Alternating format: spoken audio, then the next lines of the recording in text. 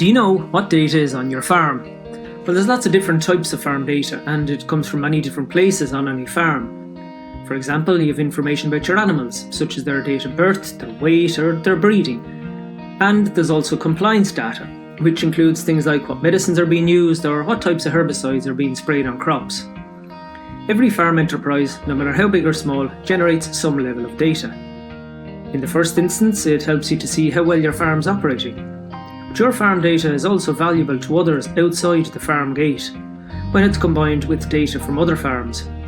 People who combine and add value to farm data include meat, dairy and grain processors, the government, researchers, advisors and veterinary services. Such combined farm data can, for example, help monitor the use of medicines or fertilisers across the country, and it can help support the traceability of Irish produce.